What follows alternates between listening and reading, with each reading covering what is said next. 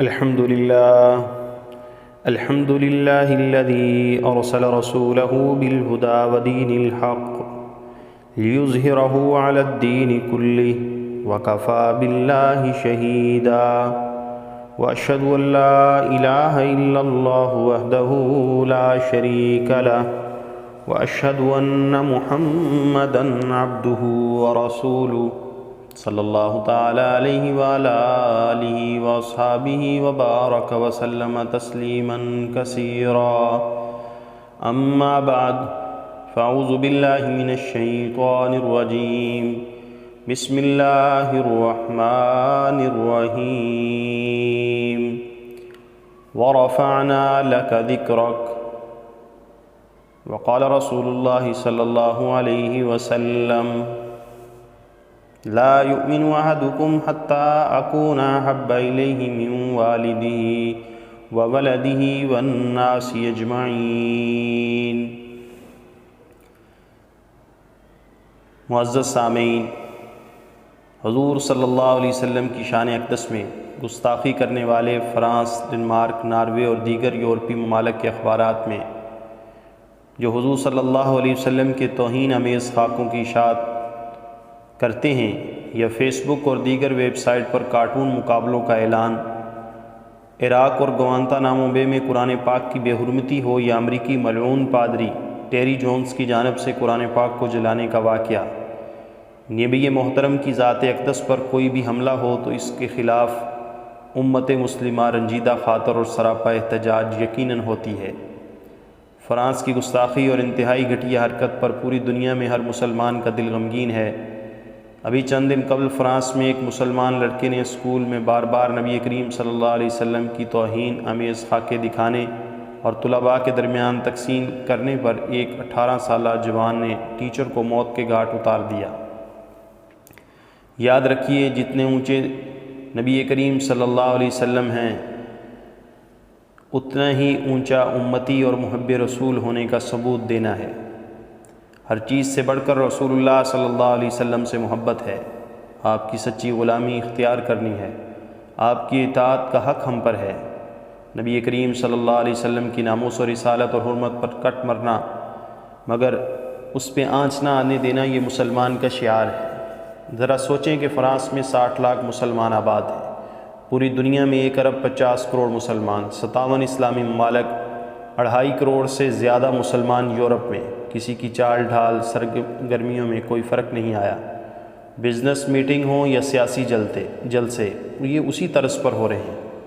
ہم وہ لوگ ہیں جو ایک جلسہ کر کے، نعت پڑھ کے، ایک بیان دے کر، ایک ٹویٹ کر کے، ایک خط لکھ کر اور چند کمنٹس اور شیئر کر کے سمجھتے ہیں کہ محبت رسول اور عشق مصطفیٰ کا حق ادا کر دیا۔ توہین رسالت میں من حیث الامت خاموشی اختیار کرنا یہ مجرمانہ غفلت ہے۔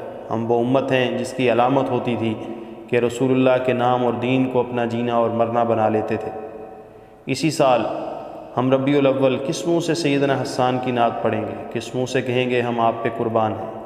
اسی لیے ضرورت ہے کہ رسول اللہ صلی اللہ علیہ وسلم کی حرمت اور دفاع کا اعلان کیا جائے، جو کہ خود اللہ نے اس کی ضمانت لے کر وعدہ کیا۔ اللہ تعالیٰ قرآن پاک میں ارشاد فرماتے ہیں، اِنَّا کَفَيْنَاكَ الْمُسْتَهْزِئِينَ، ہم تجھے مذاق اڑانے والوں کے مقابلے میں کافی ہیں۔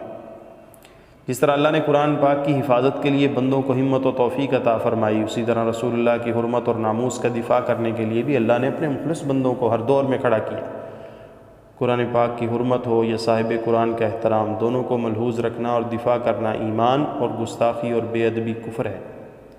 اسی لیے اللہ تعالیٰ ارشاد فرماتے ہیں، وَمَن يَتَوَلَّ اللَّهَ وَرَسُولَهُ وَالَّذِينَ آمَنُوا فَإِنَّ حِزْبَ اللَّهِ هُمُ الْغَالِبُونَ، جو کوئی اللہ اور اس کے رسول کو اور ان لوگوں کو دوست بنائے جو ایمان لائے تو یقیناً اللہ کا گروہ ہی وہ لوگ ہیں جو غالب ہیں۔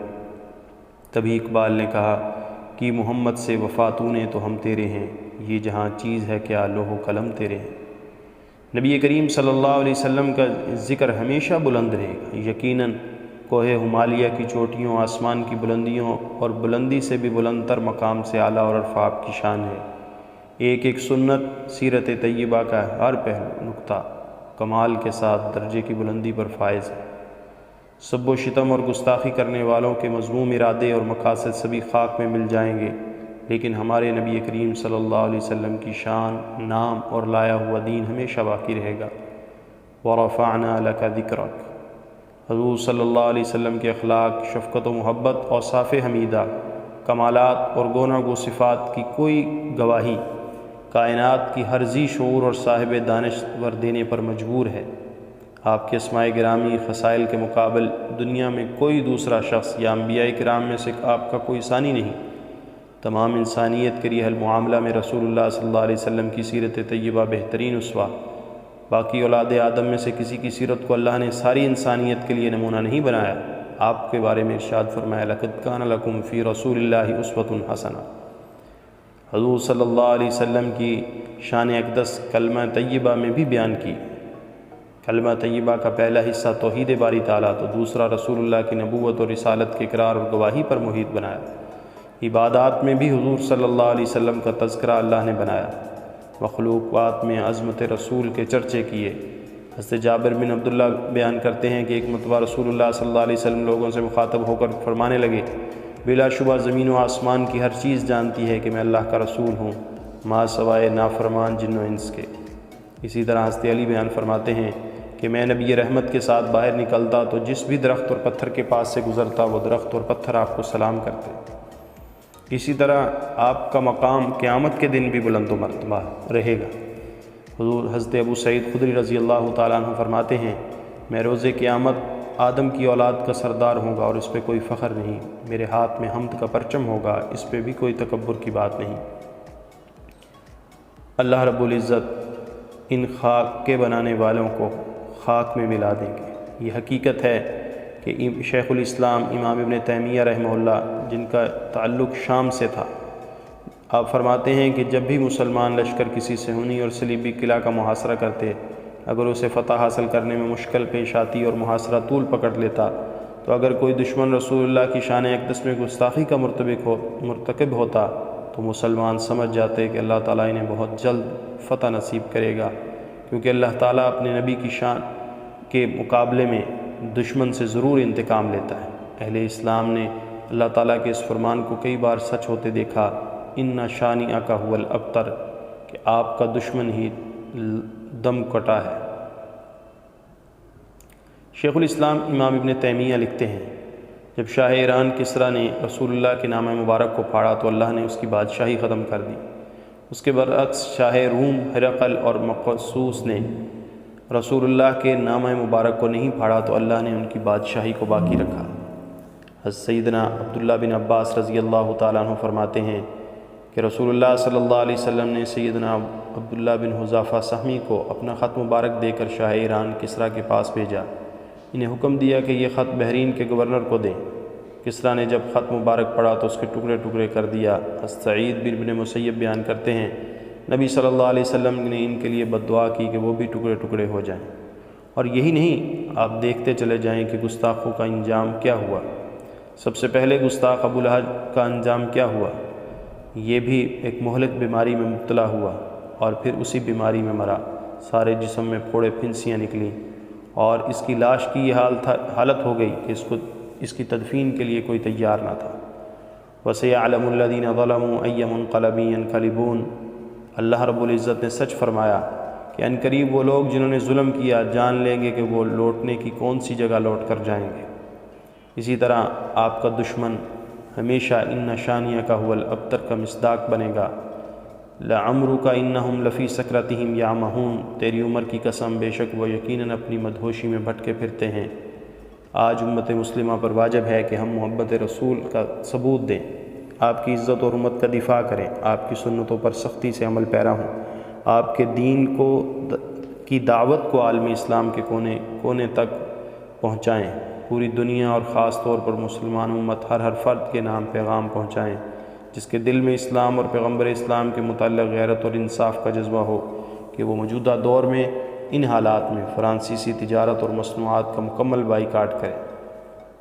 حضرت سیدنا حسان بن ثابت نے رسول اللہ کی ناموس و احترام میں ڈوبے ہوئے اشعار اور اپنے جذبات کا یوں اظہار کیا، ان ابی و والدہ و عرضی لعرض محمد منکم فداء، بلا شبہ میرا والد، نسل اور میری عزت محمد صلی اللہ علیہ وسلم کی عزت پر قربان ہے، رسول اللہ کی دفاع سے غفلت کا بڑا سبب آپ کی سیرت و سنت سے لا تعلقی ہے۔ اکثر لوگوں کو نبی کریم صلی اللہ علیہ وسلم کی سیرت، آپ کے اسوہ حسنہ سے کوئی سروکار نہیں۔ ظاہر ہے کہ آپ کے اعلیٰ اخلاق کردار اور رفعت شان سے آگاہی نہیں ہوگی تو حقیقی محبت دل میں پیدا نہیں ہوگی۔ اس لیے ضرورت ہے ہم ان چیزوں کو اپنے اندر پیدا کریں، مادہ پرستی ختم کریں، اور عالمی ان حالات میں حضور صلی اللہ علیہ وسلم کی سیرت کو، آپ کے اعمال کو اپنی زندگی کا حصہ بنائیں، تاکہ کفار ان چیزوں کو دیکھیں تو ان میں جلن اور کڑن پیدا ہو، اور اگر اللہ نے ان کے لیے ہدایت لکھی ہے تو ان چیزوں کو دیکھ کر وہ ہدایت یافتہ ہوں۔ مسلمانوں کا ایمانی جذبہ امام الانبیاء اور قرآن پاک سے عملی محبت کے اظہار سے یقیناً جلد اسلام کو عروج ملے گا، اور دنیا اس سچے اور آفاقی دین کی برکات سے پھر مستفید ہوگی۔ اس لیے ضروری ہے کہ ہم یہ سب کچھ سوچیں اور غور و فکر کریں، اور اس کے ساتھ ساتھ ہم اپنا گریبان جھانکتے رہیں اور دیکھتے رہیں کہ کیا ہم صحیح جانب لگے ہیں، کیا ہم درست جانب ہیں۔ کفار کی سازشوں کا یہ بھی جواب ہے کہ سنتوں کے فروغ اور نبی کریم صلی اللہ علیہ وسلم کی سچی تعلیمات دنیا بھر میں پھیلانے کے لیے اپنی توانائیاں صرف کریں۔ اللہ تعالیٰ سے دعا کریں، اور دعا ہے کہ اللہ تعالیٰ ہمیں ایک سچا حقیقی عاشق رسول صلی اللہ علیہ وسلم بنائے، آپ کا جانثار اور وفادار بنائے۔